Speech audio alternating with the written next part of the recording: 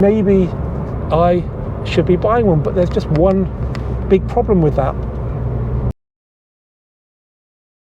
Hello and welcome back to the Volks Wizard channel. Now, back in 2014 I bought myself a Mk1 Audi TT Quattro Sport 240 as a bit of a project car. This was a stripped out special edition that came towards the end of the Mk1 TT production run. Now, through luck more than judgment, it became the Audi Driver Magazine project car in 2015 and gained some subtle modifications, the purpose of which were to make it work as effectively on track as the racy look suggested that it ought to. I had a great year with the car, but soon got bored of it and sold it on. However, in 2020, I bought it back, still with all the modifications intact, and it became the very first TT on this channel. Now, back then you could buy them for peanuts, but since then the media have caught on to the Quattro Sport's unique appeal and prices have rocketed. So I thought it would be a great idea in late 2024, in very Quattro weather, to reacquaint myself with a good standard low mileage Quattro Sport like this one from Audi UK's heritage fleet and see if it justifies all the hype and the inflated prices. So in today's video, we're going to have a look around the outside, the inside, and of course, we're going to go for a drive. But before we see how the TT Quattro Sport stacks up on paper, let me just remind you guys how you can support the channel. The easiest way, as ever, is simply to subscribe. We're still getting a lot of views from non-subscribers. It's fantastic to get those views, but it'd be even more fantastic if you guys could subscribe if you like what you see. If you're one of the existing 63,000 subscribers, then big thanks, it's much appreciated. Okay, so facts and figures then. So the TT Quattro Sport was released in 2005. UK registrations are 05, 55 and 06 reg. You've got to bear in mind that the Mk2 TT was launched in 2006, so it butted right up against the launch of that car. It came with the very familiar 4-cylinder 1.8 litre 20 valve turbo engine, but it had a unique engine code of BFV, we'll talk about that more later, just available with a 6-speed manual gearbox and Haldex all-wheel drive. Power output was 240 metric horsepower, 320 newton meters of torque, and being stripped out, it was lighter than a 225 coupe, but by how much depends on which review you read. I found a price list and it shows the weights of the 225 coupe and the Quattro Sport. So this should be fact, 76.2 kilograms lighter than a 225 coupe. I didn't think that was possible because the Club Sport S Golf GTI from 2016 that was similarly stripped out was only 30 kilograms lighter than a regular Golf GTI. But the big difference is that weight would have been for the standard spec of the Quattro Sport with its lightweight bucket seats. You could have ordered comfort seats, we'll talk about those later. And those seats are a lot lighter than the sort of pseudo bucket seats you get in the Club Sport S. But even more surprising than that is that lower down in the range, there's a front wheel drive, non-all-wheel drive TT with 180 horsepower. And that weighs just 1,272 kilograms. Anyway, 0 to 62 of the Quattro Sport was 5.9 seconds. Top speed was 155, and interestingly, unlike the 3.2, it wasn't limited to 155. That was just its top speed. Now let's talk about production numbers. In total, 1,186 were made, and some reports suggest they were purely for the European market. Some adverts mainly suggest that 800 were made in total, but that was just the UK allocation, which came down from the original 1,000 when they found they couldn't sell them. It cost £30,000 in 2005, and I think the big problem was that they were asking TT buyers to pay more for a car with less stuff. That makes sense to stupid people like me, but to them, they just wanted a normal TT. They weren't that interested in it being a bit racy. The other problem was that the Porsche Boxster was the sports car darling, and that was just like a couple of grand more. Now, I've looked on the German Auto Trader website, mobile.de, to see if they actually had any in Germany. There are 3 that look like they would be, but one of them is right-hand drive, so possibly a UK car. One of them is left-hand drive, but it's got small number plate apertures, which they didn't have in Germany, so it could be maybe Swiss. It's not Japanese because it's left-hand drive. And another one is actually a replica. I did find one that's listed as being a German car, 80,000 miles on the clock, 30,000 euros. So what's that, about £25,000?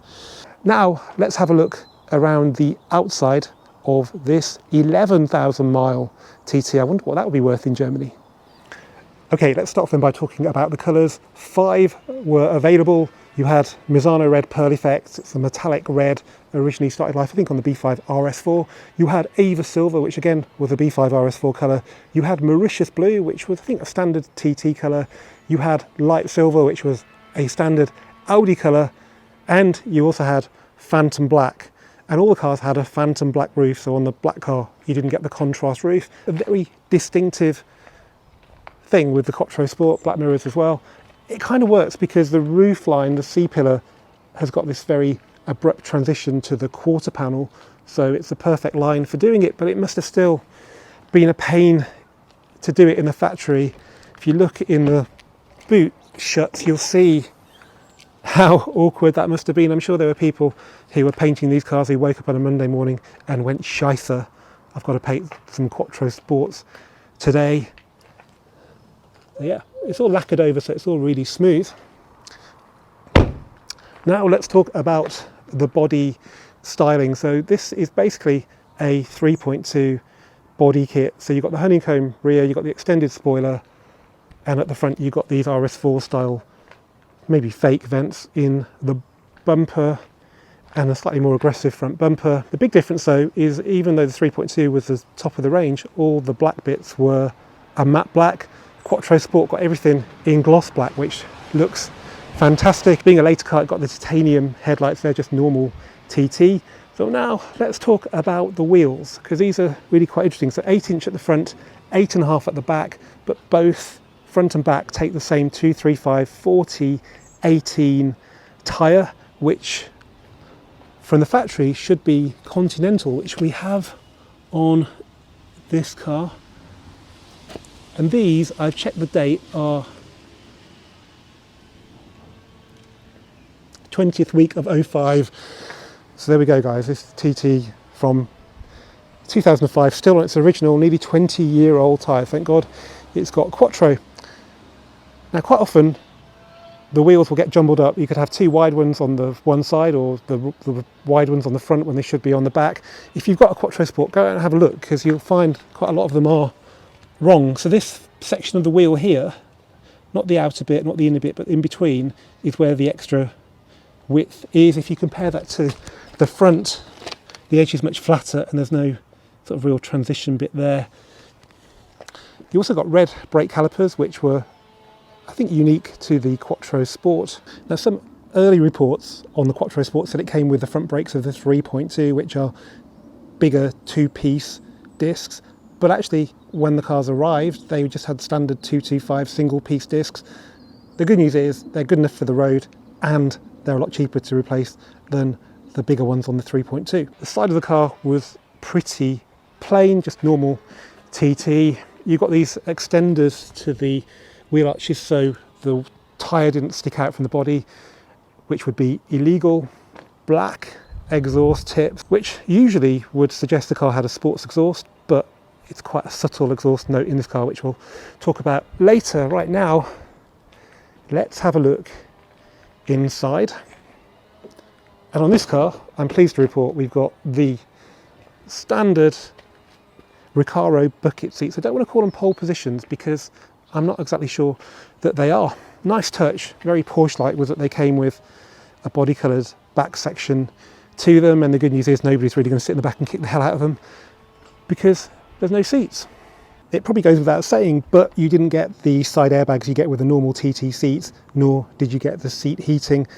If you wanted those, you could spec the comfort seat option, which was a no-cost option. That gave you normal TT seats, but instead of full leather, they were Alcantara in the centre for grip. So this is all standard TT, but it still looks great today. Proper metal there. We don't need chrome tips on the switches when we've got this hunk of aluminium. Door pockets were pretty useless though. Bose sound system on this car. Good bit of sill protection as well. Just standard floor mat, stainless pedals with an aluminium dead pedal. I'd forgotten Mk1 TTs came with a proper dead pedal, not a bit of plastic. Alcantara steering wheel. Still looks fantastic today. This is particularly good. Most of them are really scruffy and they get smooth with dirty hands, but all you need is some warm water and a microfiber and just give it a clean and it look like new again. or you get it recovered by someone like Royal Steering Wheels. They do a great job. I had mine done with a bit of blue stitching on it on a Mauritius blue car. Looked fantastic. So in the back, there isn't much going on. There's a tray for putting luggage in, but no seats, which are pretty useless anyway. This car has got the Alcantara handbrake, which they all should have, but weirdly, it's got an aluminium gear knob, which I'm not sure it's completely wrong, because some of the early photos show this. Some show Alcantara on this lower section of the knob. I mean, looking at the steering wheel, there's no reason why the knob would have worn out at 11,000 miles, is it? Yep, 11,443, so that's a little bit weird. This was I think a genuine Volks Audi accessory cup holder, which I think involved screwing it into the centre console, but we're so used to cup holders not long after this car that it's a really nice touch if you can get that quite expensive on the used market. Right, I'll get in and give you a bit of a closer look. By the way, the key is a very normal key, so just like a Mark IV Golf one, flip key, and you do use it to start the car. Okay, right, well, it's easy enough to get into these buckets. Getting out might be fun. I think I might just film that and see how I get on. Now, the Mk1 TT interior was fantastic back in the day, and to be honest, I don't think it's aged at all. Let me just move back so you can get a better shot. So this was a trademark of the TT, this circle with these dimples in it, and that's repeated there, probably elsewhere on the car, on the door pulls. Yeah, it's fantastic. Got these aluminium struts here as well, with these protectors on them that you can pop off really easily. Actually, it looks even better without them, I think. This gear gauge always reminds me of the early Mark II Golf one, but it's pretty cool. Concert single CD in this car. It's got air conditioning, climate control. That shows you how special this car is, really. Rather than a crappy sticker like Edition 30, it's a proper milled from aluminium inlay in the glove box. And that is what the book pack should look like. Should we have a look, see what's in it? So a very chunky handbook. Aha, now we have the Quattro Sport supplement. It's always pretty cool looking at this stuff. Ow. Now, for getting out of the TT bucket seat gracefully test. Well, the door opens quite wide, which is great now, but not so great in car parks. I'm not going to move the seat back to make it easier. So this is the problem. There's not really an awful lot of room between your head and your knee at this point. And there we go. Okay, so to open the boot, you either use the button on the key or you use the button inside the car. There's no button on the tailgate. That's just like the Mark II TT. The Mark III did actually get a button on the tailgate. Okay, so immediately your eye is drawn to the backs of the seats, which in Misano red really stand out. Yeah, looks nothing like a normal TT. There's obviously no back seats. That view is even clearer. We've got a pole and a luggage net. Whether the pole actually increases the body shell rigidity, I don't know. Some reviews say it does, but I'd be very doubtful it had any effect. Now the boot carpet is still present. You might be surprised about that, but without that it would be unpainted down here. On the Club Sport S you lose sort of the boot floor, but you've got carpeting in the spare wheel well. I don't think they wanted exposed metal, so they left it in. But it's quite a heavy piece of kit, that. There's some show plates, and then down here on a normal 1.8T you'd have a spare wheel and a toolkit. On this car, because it's got the 3.2 body shell, you don't get that. You get a battery, which is normally under the bonnet. Actually, all the fixings are still there for it to be under the bonnet on this car, but it's down here, which is better for weight distribution. And you get a tyre mobility kit. There's also a luggage net there, which I'm not sure is standard on every TT, but it's really useful for keeping stuff from flying around. Okay, now let's have a look under the bonnet, where it's not as different as it is in the boot. Okay, so bonnet release on the correct side for right-hand drive. And I'm pleased to report, because it's got a telescopic strut, I can do this with one hand. So down here, it's pretty much identical to a 225. There is really nothing to report. They've all got this strut brace here that gets really hot because the turbo's down there. All the bigger turbo cars have got this pipe up here. Yeah, it's completely standard. There's the battery area. Well, there's no battery because it's in the boot. But the big difference is here, something you might overlook. So this is the VIN plate, shows the car's chassis number, and if you look at it, it says WUA, when Audis are generally WAU, and the UA comes from the QA of Quattro, because this car isn't really an Audi, it's a Quattro GmbH car, so Quattro Limited. And I think that definitely adds to the car's collectability. There aren't many cars made at Quattro GmbH, or TT, there's A10 for the model type. This number is the unique number of the TT, so this is number 808. Okay, that's enough nerdiness. Now, let's go and see how the Quattro Sport performs where it matters on a British B road. Well, I've got to say it's great to be back in a TT Quattro Sport, sitting here snug in my Recaro bucket seat with the Alcantara steering wheel and this iconic dashboard sat in front of me. I couldn't be happier. Well, let's see if that continues when we start driving. What's good is that even though this seat isn't adjustable for height, the height is actually perfect for me. My mouth is sort of in line with the top of the steering wheel. That's my benchmark for a sporty car. And the lumbar support is perfect. In fact, the support all the way up your back to your shoulders is spot on. It's not restrictive. Not sure what they're like on longer journeys, but right now it feels fantastic. So let's fire her up with a key, and don't need to press the clutch pedal. I'm just doing that for novelty because I think there are other cars of this age and all the ones since that are manual need you to press the clutch. But there we go. And speaking of clutch, it is surprisingly light. I've driven a lot of Mk1 TTs, maybe not as low mileage as this 11459, but they are heavier. They're heavier to the point where they end up breaking the pedal. My friend used to keep one in his boot and he used it because it broke on him twice. So yeah, this is really good. Okay, let's select a gear. The shift is short, with a little bit of a notch to it, but it feels all right. And then visibility, it's pretty good. Got electric adjustment of the mirrors. And there we go. I think let's just pop the ESP off and remember why you would buy this over a Porsche. So this is December now. There you go.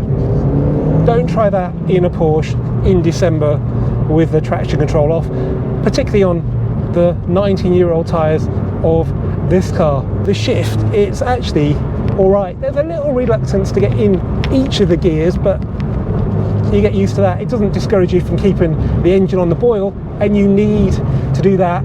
2,500 it kind of wakes up, 3,000 it takes off, and it keeps on going pretty much all the way to the rev limiter.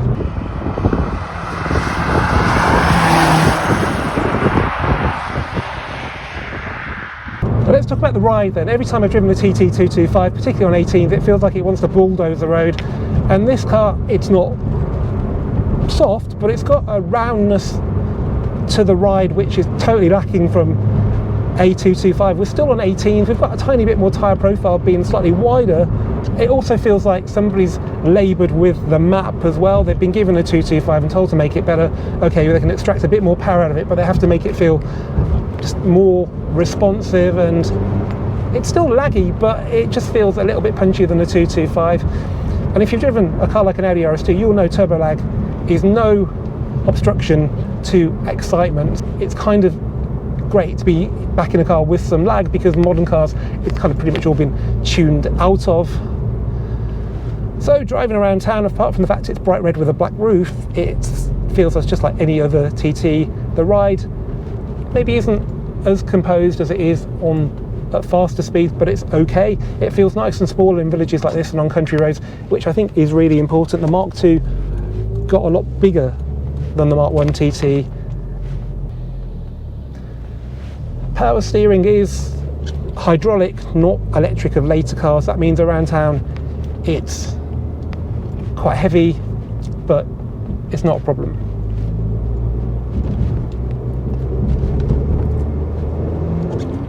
Road noise, I'm pleasantly surprised about. Generally in cars without back seats, there's a lot more road noise, like in the Club Sport S.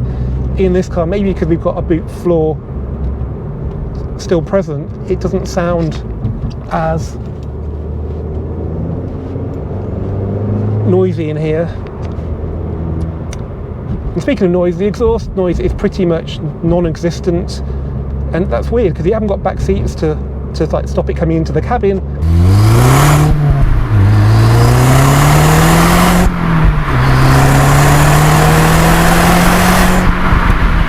I mean, there is something there, but mainly the noise is from the induction, because there's a big turbo just down there, and that's whooshing and wheezing all the time. And again, that's something else that's been engineered out of modern turbo cars. It's kind of back in the new 8.5 GTIs, which I'm really glad about.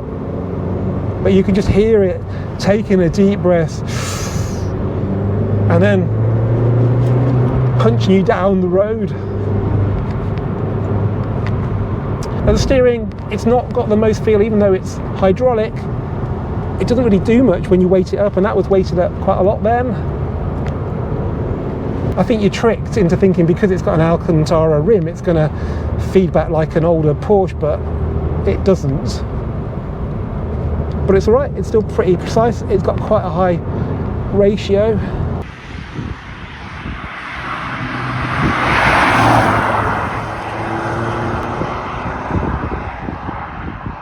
Ultimately, it's fun to drive in a rather unchallenging way. Today, in say a Cayman GT4, you would be pretty scared of using most of its power. On a dry day, obviously it's one of the best cars in the world you can ever drive on a challenging road. This car might feel a little bit flat-footed, but I think for most people, most of the time, I don't think this would be any less rewarding. And you can use its performance all year round, but it will still understeer, so bear that in mind. If you go too hot into a corner, the laws of physics still apply. Quattro will not save you. So yeah, maybe don't drive around on 19-year-old tyres, but yeah, this is still a very special car, and I'm thinking now maybe I should be buying one, but there's just one big problem with that.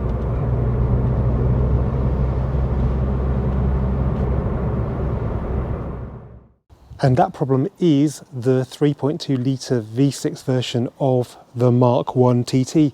For sure, the Quattro Sport is a very special car, but for me, the 3.2 with its symphonic narrow angle V6 is even more special, not least because 4-cylinder petrol turbo cars are still available today.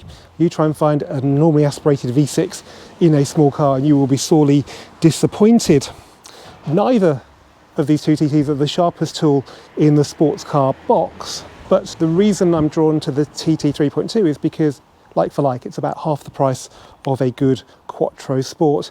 And in a world of highly inflated modern classic prices, that seems like a bargain that's almost too good to be true. And it leaves you a fair bit of cash to tune the suspension to make it drive that little bit better. The only problem will be finding a good manual coupe, because that's the one that I think you should really try and seek out, but I'm pretty sure it will be worth the effort. Bear in mind, neither of these two TTs will be this cheap for very long, so keep a lookout for my detailed Mk1 TT buying guide that should drop in 2 weeks from now, and go and buy one before it's too late. Big thanks to Audi UK for the loan of this beautiful TT Quattro Sport. Big thanks to you guys for watching this video. Keep subscribing, keep commenting, and I'll see you for the next one very soon.